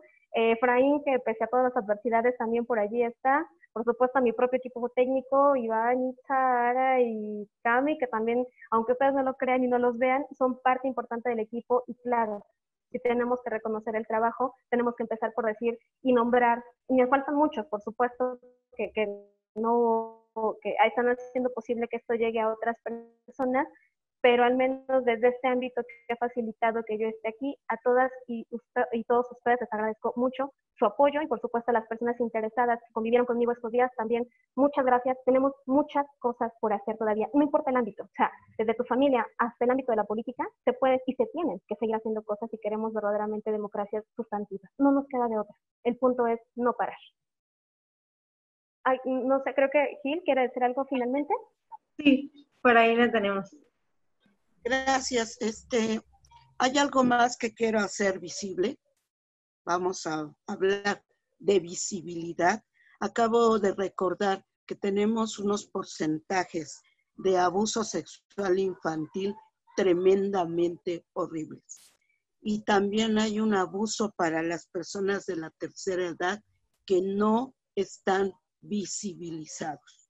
Cuando hablamos de feminicidio, muy poco se maneja el infantil y muy poco se maneja el de adultos mayores. Pero si nosotros como ciudadanos no ponemos atención a eso, a hacer visible en la sociedad, así como lo fue el feminicidio de las mujeres jóvenes o de cierto rango de edad, tenemos que hacer visible el abuso sexual infantil. Es algo muy grave, porque todo se queda en la familia por vergüenza, por desvergüenza y cinismo. Eso no es por vergüenza, eso es por cinismo y por descaro. Pero nosotros tenemos la obligación de hacerlo visible para que se vaya eliminando esos porcentajes horribles de abuso infantil y de tercera edad. Gracias, eso era todo. Gracias, Gil. Gracias, Angeli. Pues bueno, llegamos ya al final de estos cursos. Esperamos que durante estas semanas todos hayan aprendido mucho de cada uno de nuestros ponentes. Y pues sin más, recordarles que todas estas masterclass se han realizado de manera gratuita gracias al financiamiento público ordinario dedicado a la capacitación, promoción y desarrollo del liderazgo político de las mujeres, otorgado por el Instituto Nacional Electoral de los Partidos Políticos, en especial al Partido de la Revolución Democrática de la Ciudad de México. Como les decía, esperamos que todos hayan aprendido demasiado. Recuerden también que esta sesión, como todas las demás, fueron grabadas y se subirá en 48 horas a la plataforma. Cualquier duda o que tengan, pueden contactarnos a través de este mail, que es hola@academiadelliderazgopolitico.com. Y por último, no olviden hacer su evaluación final para que puedan tener sus constancias. Sin más, los dejo con la licenciada Brenda, si tiene algo más que agregar. Bueno, muchas gracias, Laura. Bueno, el Partido de la Revolución Democrática en la Ciudad de México da por concluidos estos ciclos de cursos de empoderamiento y liderazgo político de la mujer. Quiero agradecerles a mis invitados, que los voy a tratar de decir en orden del que me acuerdo, a la licenciada Karen Quiroga, de la Dirección Nacional del PRD, a la diputada Gabriela Quiroga, que es nuestra representante en el Congreso de la Ciudad de México, a Carlos Estrada y Nora Arias, que son mis compañeros en la Dirección Estatal de la Ciudad de México, a Rosa María Cabrera, compañera de la Organización Nacional de Mujeres del Partido de la Revolución Democrática, a todas y todos mis compañeros del partido y a todas y todos los que nos acompañaron durante todas estas clases, y sobre todo a la Academia de Liderazgo Político y a todos los ponentes que nos hicieron favor de dar estas fabulosas clases, y a todo el equipo técnico, etcétera. Los esperamos próximamente en los cursos que vamos a programar. Y bueno, ya les estaremos haciendo llegar las convocatorias. Muchísimas gracias por su participación. Cualquier duda están los compañeros de la Academia de Liderazgo Político, y también estamos nosotros en todas las redes sociales, atentos a lo que nos pidan, y si tienen sugerencias o algo para hacer algún foro abierto de discusión o de participación, bueno, discusión política en buenos términos, o bueno, de un coloquio o algo así, estamos totalmente abiertos, porque decimos luego discusión y vamos hacia el pleito, y cuando en realidad es intercambio de ideas. Y entonces los esperamos sus comentarios, esperamos que les haya gustado. Yo estoy encantada con estos cursos y les agradezco infinitamente su participación. Muchísimas gracias a todos y todas.